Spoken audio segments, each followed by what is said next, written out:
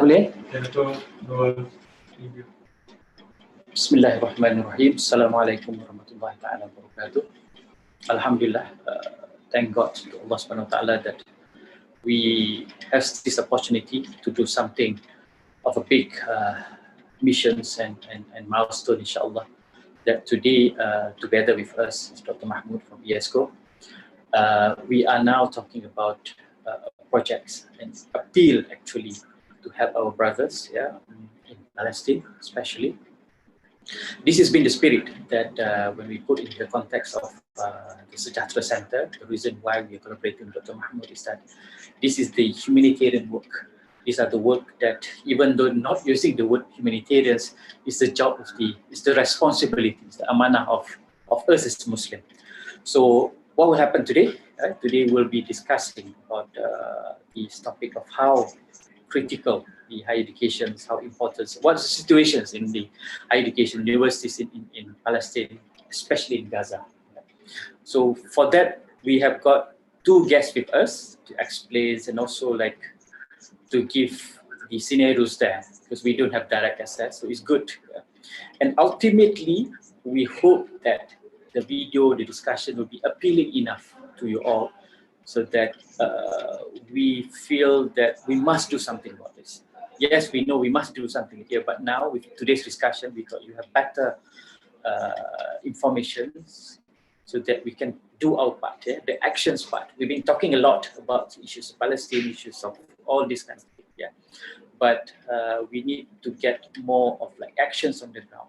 Okay, for that, without further ado, I would like to invite Dr. Mahmoud from ESCO to explain a bit the project that we're doing now. Is a donation drive for the needy students in Palestine, especially in Gaza. And then we will continue with a speaker from UCAS, from universities in Gaza as well, college in Gaza. And then we'll have some discussion. We'll be showing you a bit of videos. In order for us to somehow get a bit more feelings, how situations up there, especially if you compare the kind of thing that we have here. We will play a video, a 2 minutes video. We've got two videos, which I think Dr. Mahmoud will comment later on, to get more clearer picture what is actually the video is reflecting on. So let's watch a 2 minutes, I think it's 4 minutes, 2 minutes, 2 minutes video. Let's start with the first video.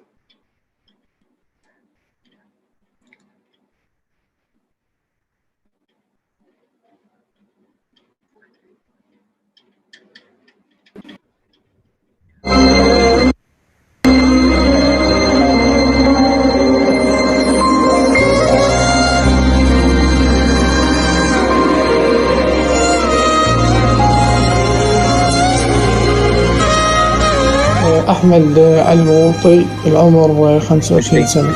أنا صوبت في مسارات العودة الحدود الشرقية من القطاع. كان تاريخ إصابتي اللي هو يوم الأربعاء، مساء يوم الأربعاء 26/9/2018. أنا قبل إصابتي كنت أدبر المصاريف الجامعة ورسوم الجامعة أيضا عن طريق العمل. كنت أعمل، وعن طريق عملي كنت أشتغل في محل تجاري. عن طريق العمل كنت أوفر مواصلات طريقي إلى الجامعة ورسومي الجامعة. بعد إصابتي أصبح فيش عمل، فيش قدرة على العمل، فأيضا فيش قدرة على العمل، فيش قدرة على تدبير رسوم ومصاريف الجامعة. أول حاجة بحتاجها اللي هي توفير الرسوم للجامعة، أيضا توفير المواصلات. يعني هل أنا مصاب لا أستطيع أن أطلب السيارات التجارية، السيارات على الخط، تمام، بسبب إعاقتي، يعني ما بقدرش أمشي مسافات بإيدي. أيضا يعني أحتاج لعمل يكون يعني ملائم لإصابتي، يساعدني في توفير الرسوم.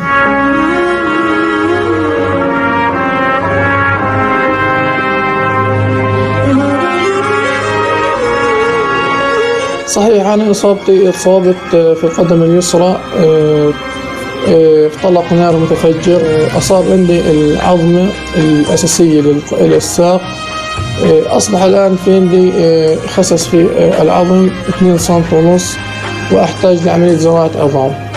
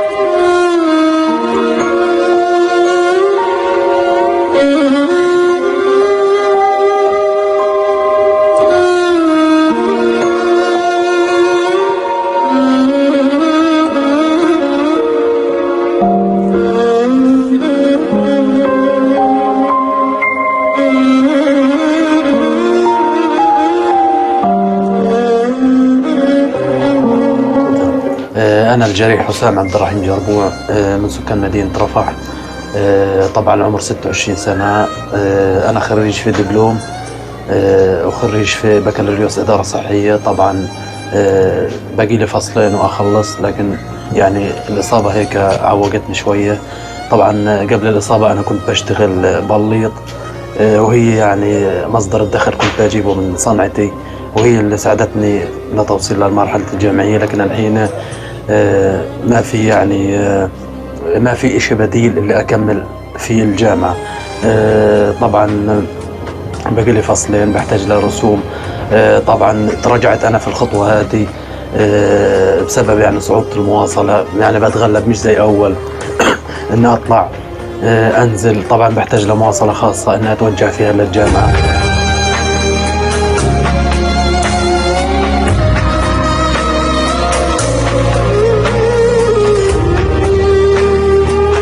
طبعا يوم الإصابة توجهنا شرق رفح لمسيرة العودة كمشاركة يعني سلمية، يعني زي باقي الشباب نشارك بشكل سلمي. لكن طبعا هو هذا حق من حقوقنا وحق العودة يعني، وهذا حقنا ولازم احنا نطالب فيه. طبعا توجهنا بشكل سلمي، واجهنا العدو كل همجية، أطلق علينا الرصاص بشكل مباشر في القدم. طبعا تنبت القدم من بعد 3 أيام من الإصابة. استكملت علاجي في رام الله. بعد هيك في لحتى الآن عندي شوية مشاكل، عندي شوية مشاكل تكلسات. بدها عملية العملية مش داخل غزة، لأنه العملية بتحتاج إزالة تكلسات بالليزر. العملية هذه خارج غزة. طبعا أنا حاولت إني أشوف مؤسسات أو أي جهة إنها تطلعني برا، لكن لا جدوى في ذلك. ما فيش حدا واقف، يعني ما فيش حدا وقف معانا. فيش لا طلعة لا نزلة، ولحتى الآن أنا مش قادر أركب الطرف. يعني لو ركبت الطرف ممكن يخفف علي المشقة شوية، ويخفف ألم العكاكيز ومعاناة العكاكيز. لكن الطرف عندي رجل بدها عملية إزالة تكلسات، على أساس ما تأثر على الطرف وما أتوجع من الطرف. لازم العملية هذه تنعمل على أساس إني أرجع أكمل. ما بدي أعيش إنه مساعدة إشي هيك. أنا بدي أجيب من جهدي ومن تعبي، لكن برضو لازم أحصل يعني على مؤسسة اللي تدعمني في مشروع، تدعمني في أنا مخلص طاقة شمسية. يعني لو دعموني في مشروع اللي أكمل مجال عملي في الطاقة الشمسية، ممكن يخفف المصاريف علي، ممكن يساعدني، ممكن يعني يمشيني يعني خطوات لقدام.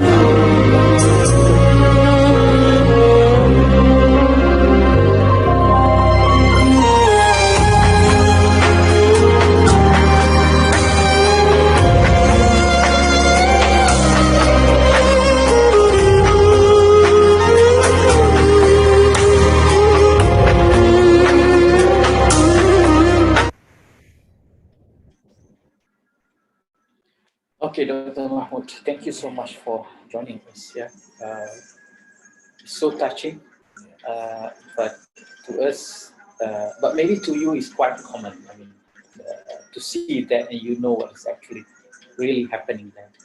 So let's put aside that first. Yeah, let's hear more from you to explain that. Give some ideas as how many are like this. How is the situations like over there, so that we have better picture for us to somehow get some more ideas. So maybe you want to talk first, or you can use the PowerPoint, or maybe you can start first. Yes, or yes, please, Doctor. بسم الله الرحمن الرحيم الحمد لله رب العالمين يا ربنا لك الحمد كما ينبغي لجلال وجهك وعظيم سلطانك وأصلي وسلم على سيدنا محمد صلوا عليه وسلم تسليما أما بعد.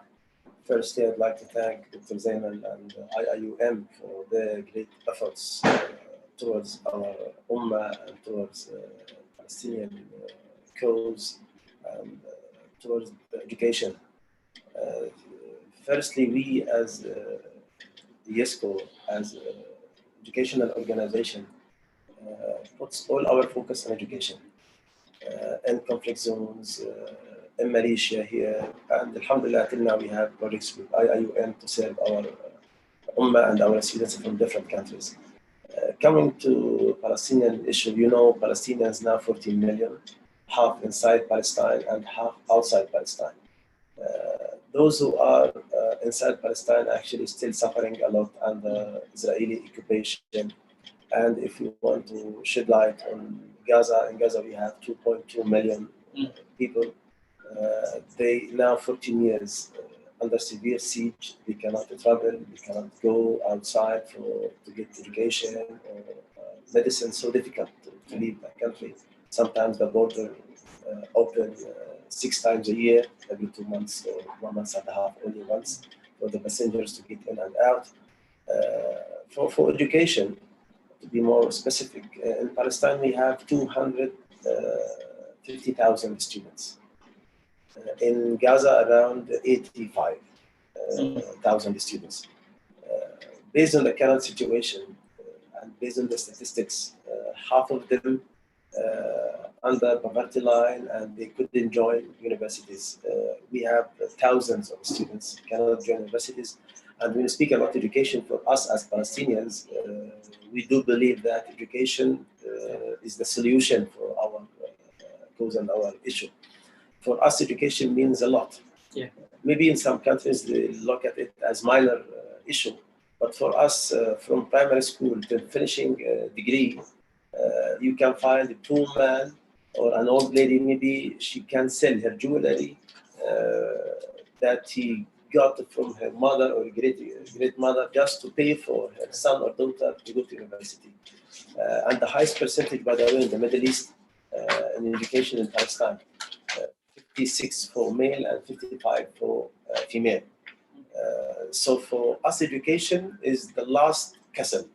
So hoping also here with IIUM and our brothers and sisters in Malaysia not to leave Palestinians alone. And alhamdulillah, our experience with Malaysia and IIUM, that they all the time close and support Palestinian issue and especially also in education.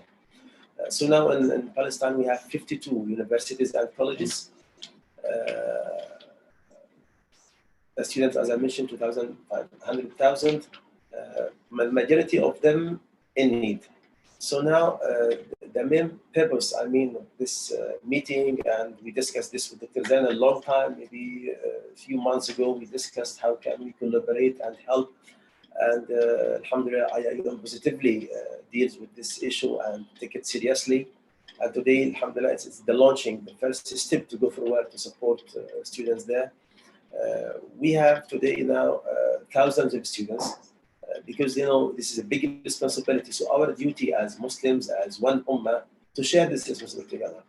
We try to help our brothers and sisters in Palestine from different countries, and also Malaysia, mashallah, one of the, let's say, one of the best countries that everyone knows that support Palestine. So we ask Allah subhanahu wa ta'ala to give us strength and power and financial ability to support those students who suffer, as you see in this video. Those students now psychologically, yes, they face a lot, because you can imagine a situation, they stay at home the whole day. Previously, they used to go to university, now they cannot go. So our duty to help and support them, to retain and give them the real meaning of life, to practice their life normally like others. So now the current situation in Palestine, if you want to talk about other fields, of course, so difficult like health and other areas, agriculture, industry. But for education, because we consider it, I mean, the backbone of Palestinian people, we take care of this point, and we ask Allah subhanahu inshallah to help all of us to support them and give them and retain the meaning of life to the students to go on in their life. Okay. All right. Thank you, Doctor. I think that is a very good illustrations of how serious is the thing, and we do agree. Education is the ultimate tool for us to have. We just have to work on this. But before I get to ask you more, maybe you want to play a video. I mean, also another speaker giving a perspective from from the university side, which I guess you are working with him as well. Yes. Yeah. Before coming here, Yeah. I'm a lecturer at this Okay, all right. So university, you know better. But just to give some diverse opinion a bit, if we can get to play the first part of the video, which is a recording of our guest speaker from UCAS. I'm Ahmed Kurdiya, the Assistant of Vice Rector for Planning and External Relations in the University College of Applied Sciences, UCAS, in the Gaza Strip. I'd like to mention that UCAS is now the largest TVET institution in Palestine.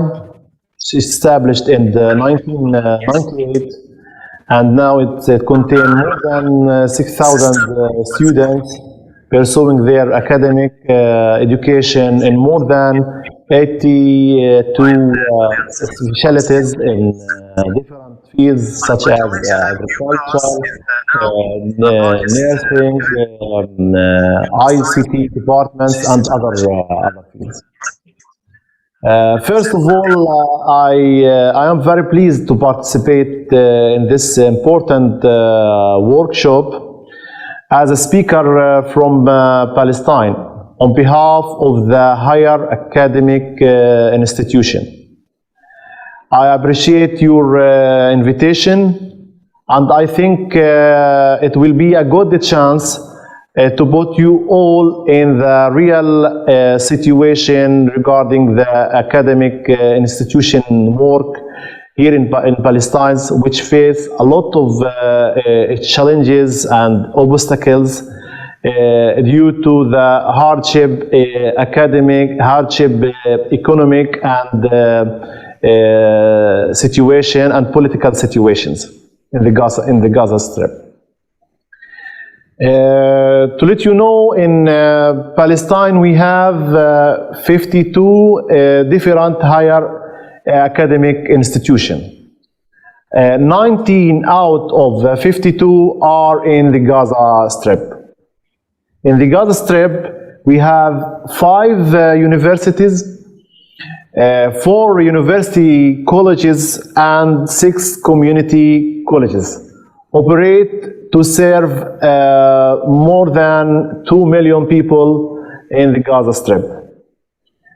3 out of these institutions are the largest and classified as public and non-governmental academic institutions, namely the Islamic University of Gaza, Al-Azhar University, and the University College of Applied Sciences.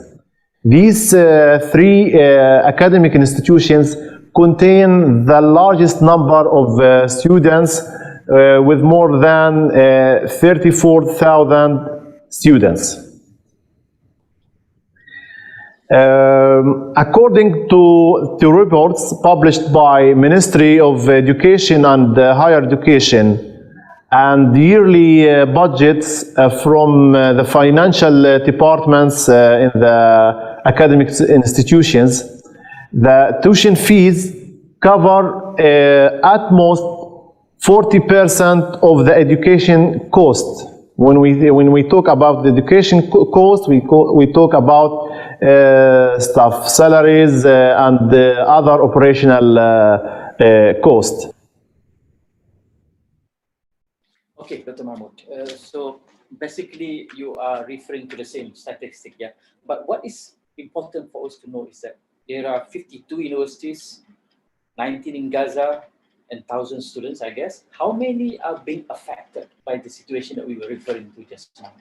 I mean, in terms of number, is there any ideas that how many students are really in need of the support now from that number?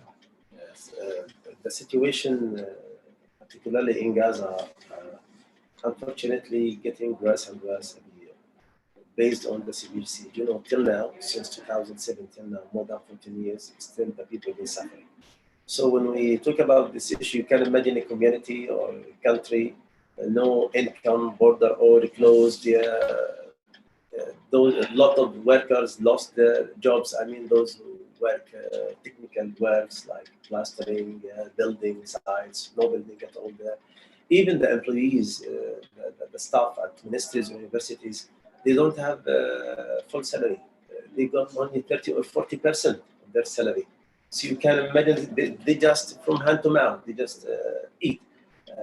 Actually, this is the worst siege imposed on Gaza. And the issue of Palestine previously, not the issue of poverty, it's the issue of occupation. The people there, alhamdulillah, they can depend on themselves, but you can, one of them, I know him well, he's a businessman, very rich one.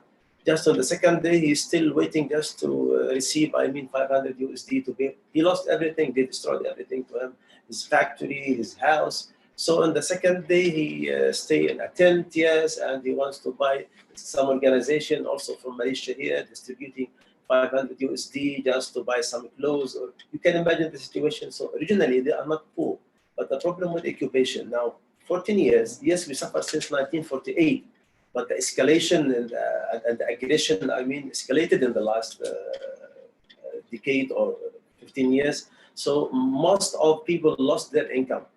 So when it comes to education, of course, big number affected. Just last year, 30 to 40% of the students, they couldn't join. They dropped out of universities because for a lot of people, even a lot of people, my relatives there, my sisters, now the students there, they the same family, one go one semester, then study leave. Then another one just to make a balance and to be fair with the kids because they couldn't afford 3, 4. In Palestine we love kids so much. Yes, every family about 7 members in each family. So 4 or 5 cannot go together. So divide them one by one or 2. Then you break. After that, go and continue your study. So big number affected actually from this severe siege. We can say thousands of students. Yes, in Gaza we have maybe 85,000. Based on the statistics, half of them they couldn't pay their tuition fees, and they have still a lot of debts to universities. And in Gaza, the universities not like outside. They must depend on themselves. No international support for them from the government or international organization. No, they depend on themselves. They get grants from outside by projects. But the main source is still the tuition fees of the students. Yeah. I wonder, hearing from you, it seems like things are not getting any better. Things are getting worse. And when we have more students are not able to go to education in future, not only future, even 5 to 10 years time, it's gonna be worse. Because they don't have the educations, they don't know, they can't look for jobs. So I guess whether my understanding is right or not, that things are getting worse. The chance to get education is getting less and less, meaning that less and less people are getting more education. Is that right? Yes, and this is actually what disturbed us a lot as organizations specialized in education and know the details there. Dr. Zainab, when I enter the gate of UIA and see the word read, I feel optimistic. Yeah. Because it's the first word in the Quran Kareem. We are the nation of read, Ummah Iqra. Yeah. So this inspires us to do our best to exert a lot of effort to support, because we know what education means to Palestinians and to people under occupation. So for us, as I told you, this is the last castle. We don't want to lose it. For this reason, we from time to time having sessions here and meetings to alert about this cause and this issue, because the result will be disaster for Palestinians and for Ummah, by the way, because the alternative of education is literacy and ideas, and we want to keep, I mean, our people in Palestine, yes, well educated to stand against all the challenges they face in their life. Even when, yes, I know the unemployment very high there, but when you talk about education, and normally when I was in Gaza, most of them ask me, if we get education, so after that, what shall we do? You know, outside, severe siege. I told them, no, but you must be educated. For you as female, you will be in the future, in the near future, mother. So you have to educate your kids. You have to do your best. How to deal with your husband, how to deal with the community. And you, if for male students, even if you work as a driver or even selling yes, food outside, when you are educated, people can respect you. Even if you go to work, the mind, the mentality, the mindset, the sense of respect, how to deal with others. So for us, education is something we can say genetic in our blood, by the way. Yes. So we have to give them the hope to not to lose, I mean, or give up. No, we must keep this to support them in education, because we know the alternative is so bad. And all us as Muslims, as we have the first Qibla of Muslimin, we are so proud when you see the Palestinians, mashallah, well educated, because they in Palestine, let's say, they struggle on behalf of all Ummah. Yeah. I think that there are many people saying that Palestine is like that because we want to test the unity of the Muslim. And we've been talking about that, but how many people are really working on helping them? Yeah, and I can understand that it's not easy to convince them to go through educations, because when they step out, they see the realities is that it doesn't promise anything. Meaning is that, like you say, yeah, they can get a job, but if they go to university level, we expect at university level you get certain job, but with the condition that you're in, with the occupations pressure, etc., that's not the guarantee. It means our education is more of like capacity build them for themselves so that they can find ways and be more respected. Let's hear the second part of the video that tells about how much is being affected from our friends in UCAS.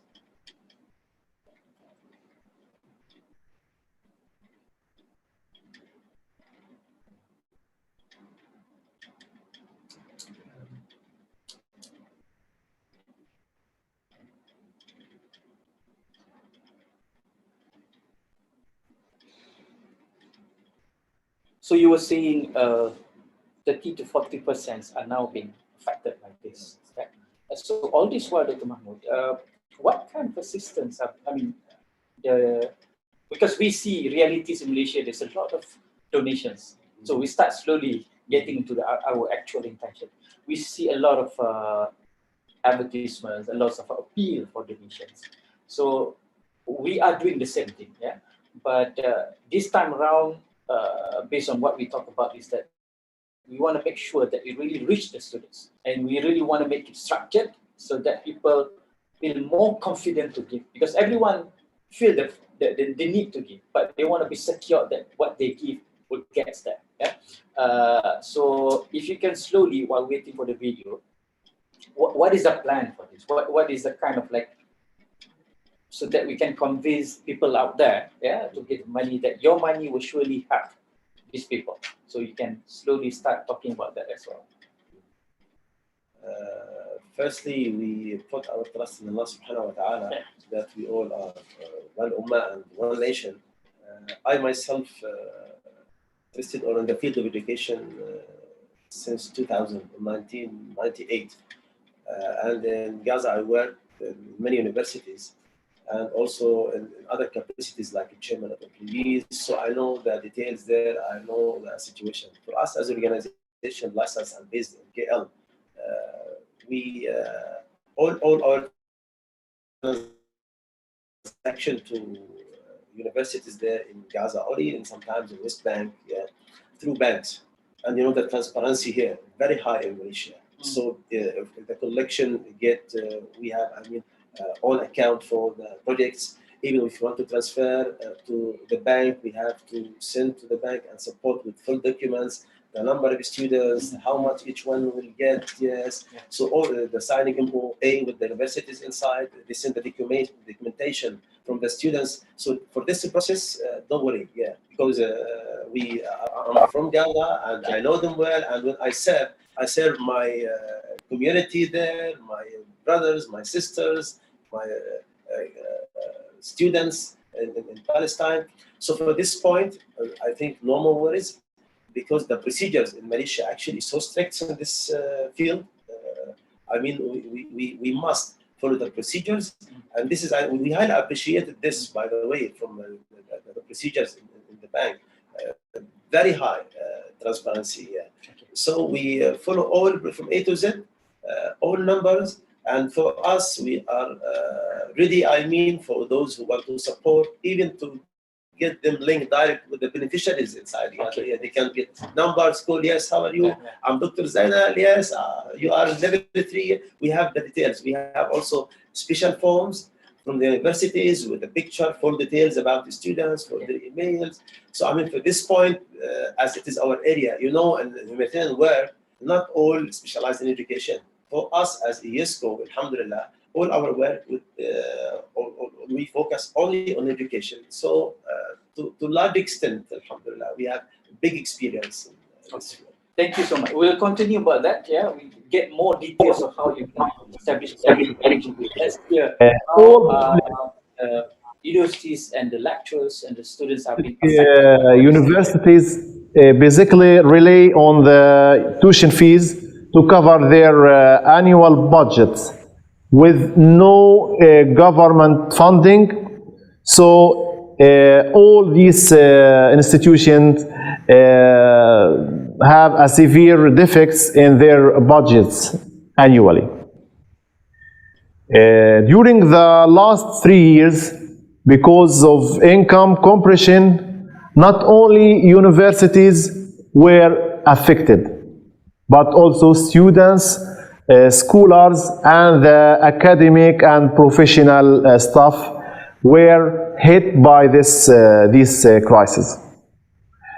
More than 15% of students' body in Palestine, and in particular in Gaza Strip, higher academic education become no longer able to pay their tuition fees, with more than 30% of students have dropped out from the universities and colleges, which is a big number during the last years.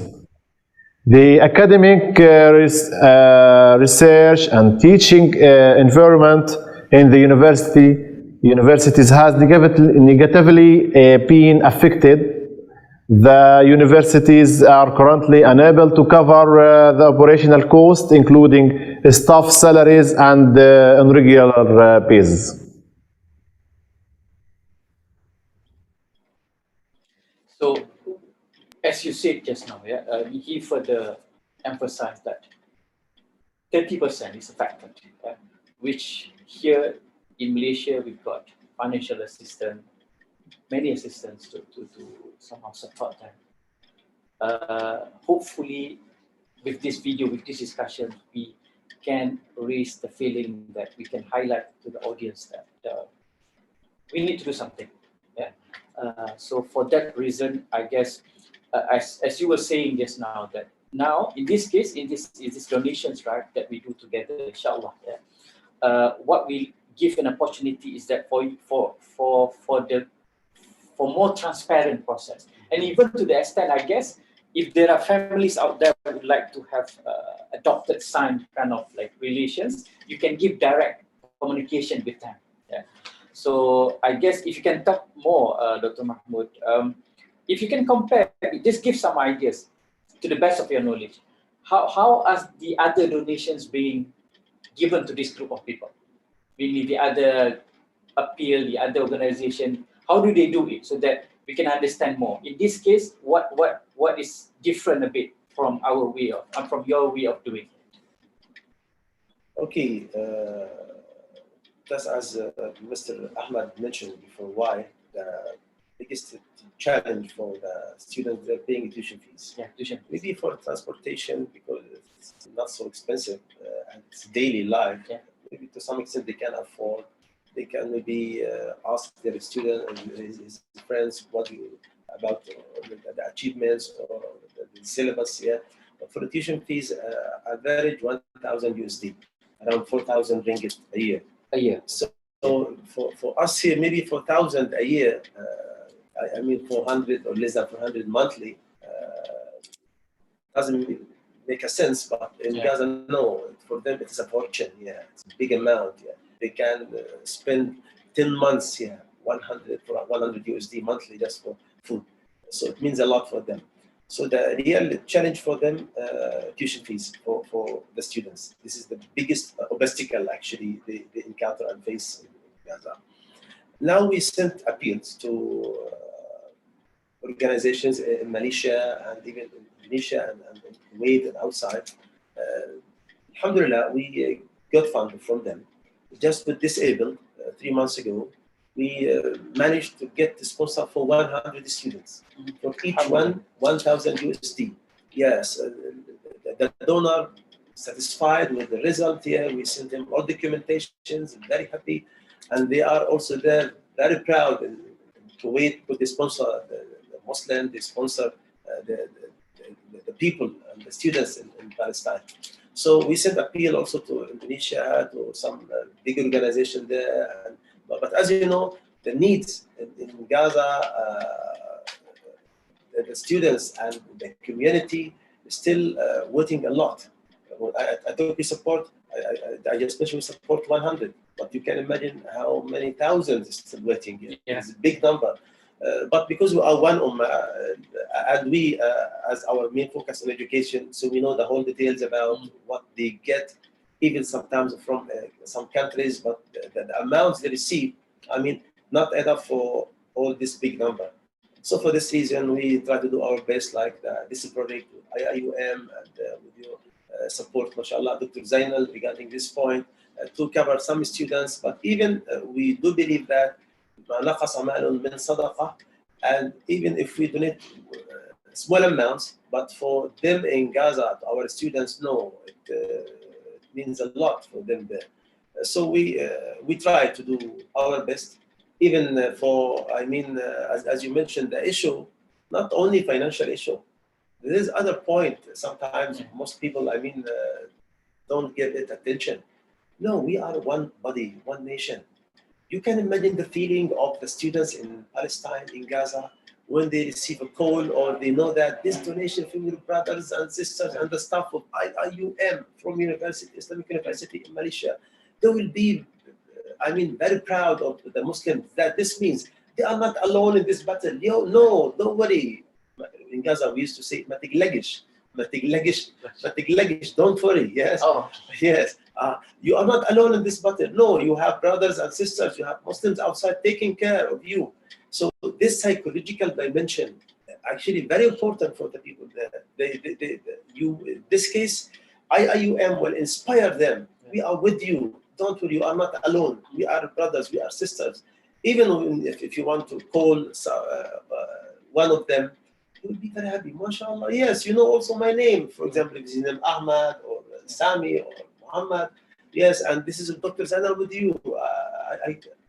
They will be very happy and satisfied, because I know the messages, the hidden messages behind or resides in this support, not only for just give 100 ringgit or 200 ringgit that khalas and the relation. No, we take care of the feedback. And maybe this is what makes us distinguished as organization, because our duty, our responsibility, not only just to give and go. No, we take care of these students. We have programs for them to take care that they have, I mean, good morals and they serve their community. And we follow and update also for the donors that to know this is the outcome of your support. And I think you put it very rightly, that it's more than just giving the money. It's the feelings that you've got someone outside there with you, supporting you, and maybe they need once in a while a communication with someone outside to feel distance a bit from what they're facing every day. So that will be even more motivating for them. Yeah. So we'll continue to the last part of the video, and then I hope towards the end we can show the poster for our donations drive. Just a few 3 minutes to the slides. Just Yeah. Okay. All right. Picture. Okay. Yeah.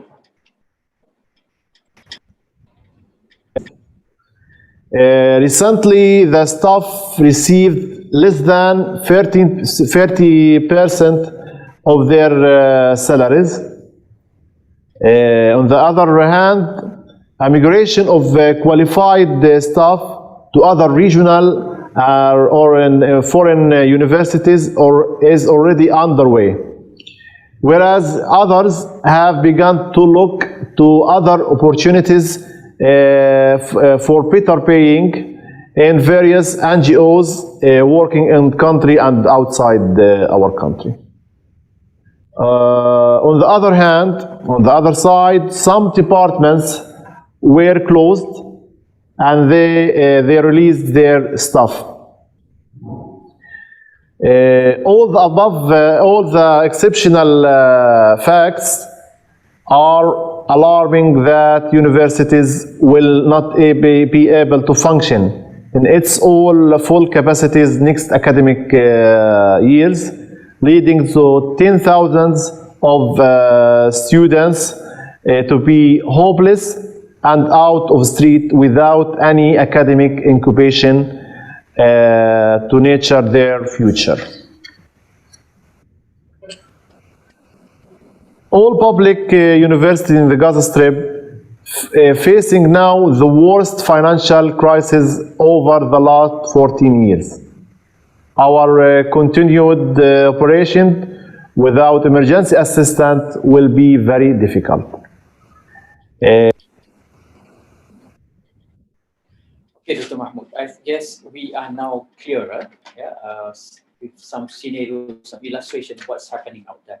Maybe in terms of a recap, maybe you can share with us quickly some of the statistics that will confirm us, that will make us see better the bigger picture, the thing that we've been talking about. So if you could share a slide on some of the statistics and the general situation as a recap for us to understand what we talk about. 10 slides, just to get the general picture about the situation to our staff here.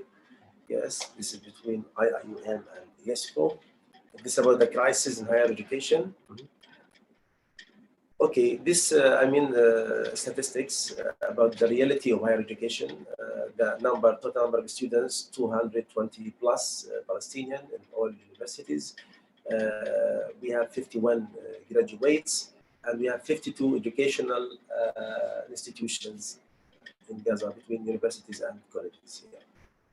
So the goal of this presentation actually to shed light on the crisis there, because normally our strategy not waiting the collapse of the system of education. No, now they are in the last phase. Our duty just to push, or to prevent this history or this heritage or the situation, educational situation, to be collapsed. You mean that now it's very critical? Yes, very critical now, situation. You will, okay, all right. You know, even when my brother, he mentioned, Mr. Ahmed, that even the staff, you know, in Palestine, the prestigious status for professors and doctors. You can imagine when they get 30 or sometimes less than 30 of their salaries. And you know that the community looking at them not like others. Because even if you want in Eid al-Fitr to give money, they cannot expect from you to ringgit. No, you have to be 20 ringgit here because they respect you a lot. You can imagine the situation now. And some of them are ready to go, but sometimes they face a problem even in the transportation. They want to give it free, okay, but they need the transportation to go because, you know, very far. So the situation actually, so it's the first time in our history of Palestine to face such, severe situation. Okay, here more than 60% of Palestinians in Gaza live in poverty.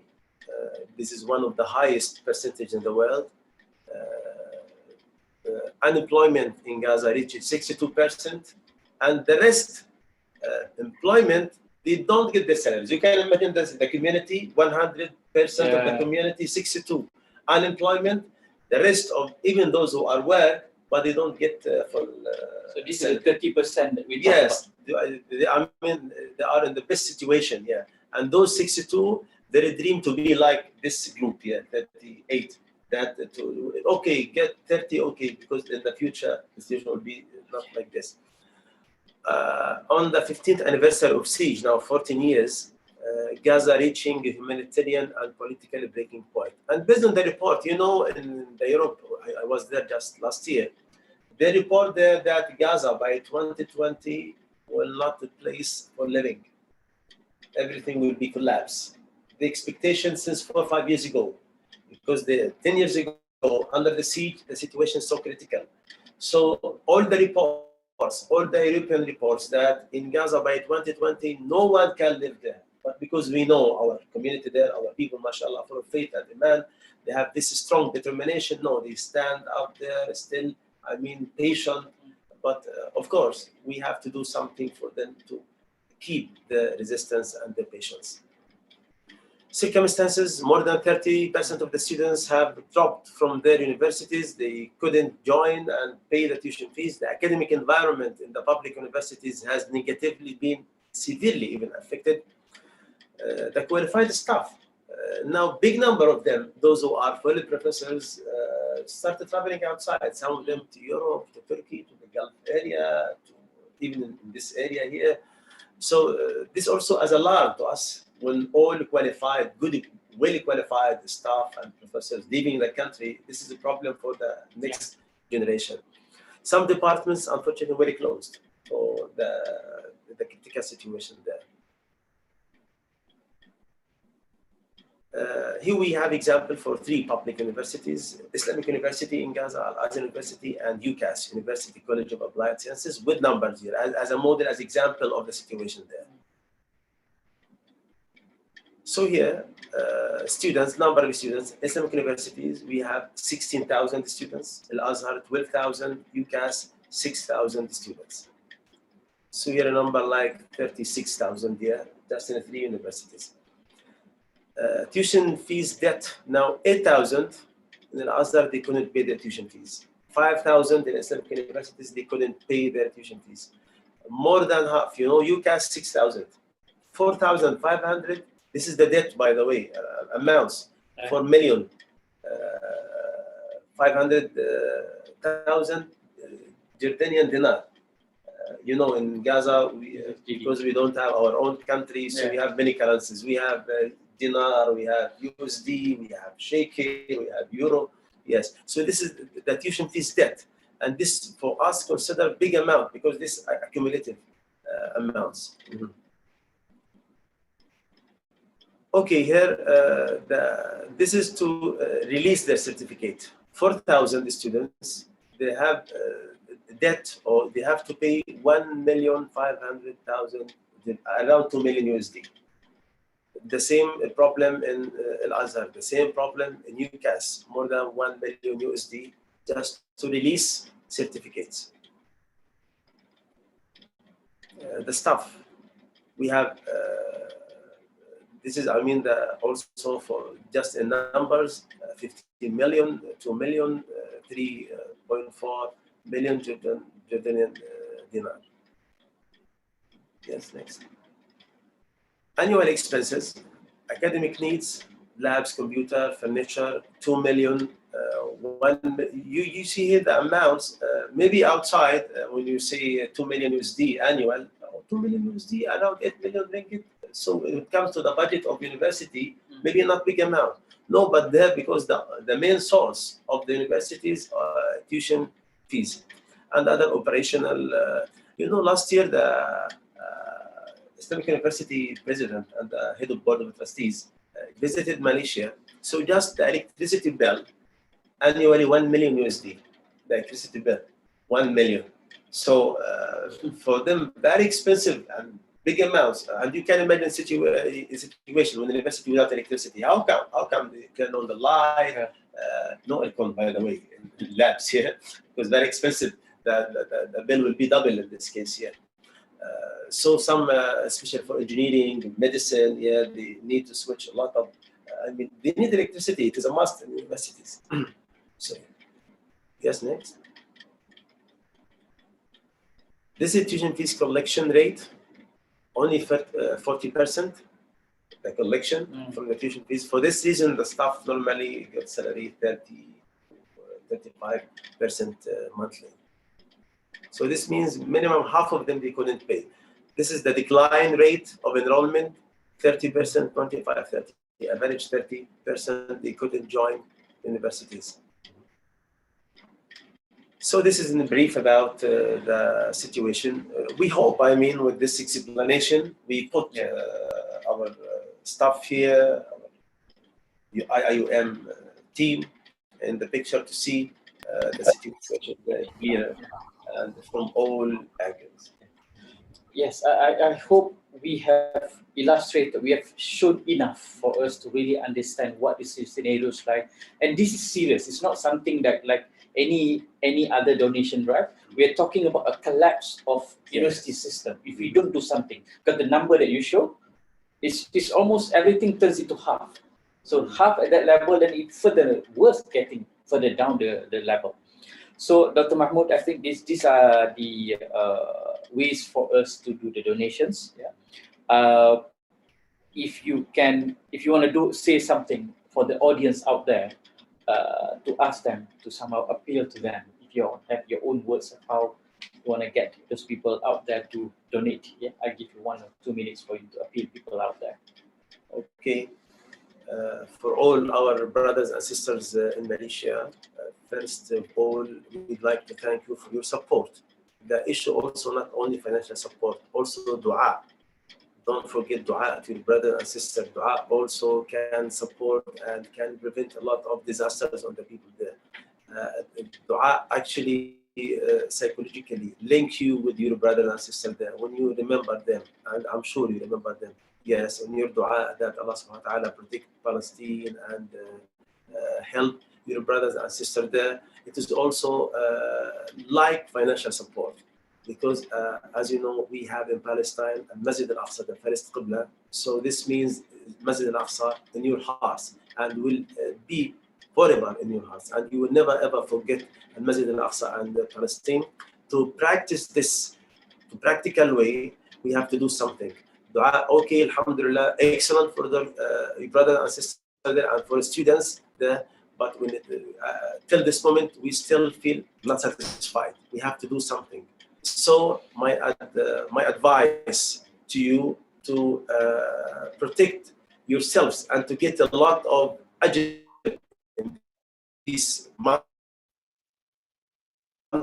Rajab months. So try to do your best, and I'm sure you do your best, and try to be with your brothers there. I know a lot of responsibilities here under COVID-19, a lot of problems, a collapse in the economic, but to get barakah, and based on all scholars, the land of Palestine is the land of barakah, and there is a big fatwa about this issue. Those who work for Palestine will get this barakah.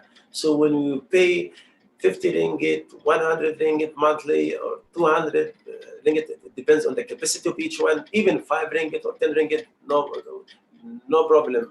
What is the amount of the money? Yes, this means you still keep in your mind the Masjid al-Aqsa.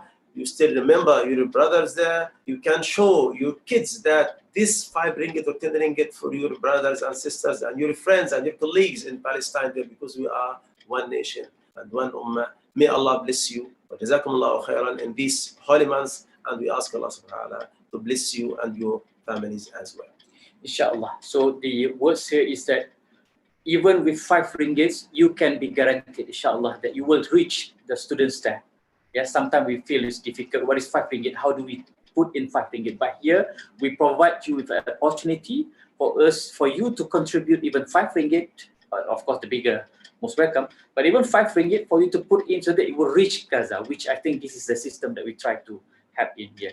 And my last words on behalf of the center and also YESCO is that Center for Sejahtera Sustainability, Sejahtera Center for Sustainability and Humanity, is that we have seen now clearly how serious, how critical is the impact of pandemic COVID on us now. Imagine, I'm sure that we are sure that the impact will be double, if not triple, the situations in Gaza in Palestine. So inshallah, here we are appealing for you for this month, even until Ramadan, even after that. Let's do our part, inshallah, full of barakah. So with that, Assalamu alaikum.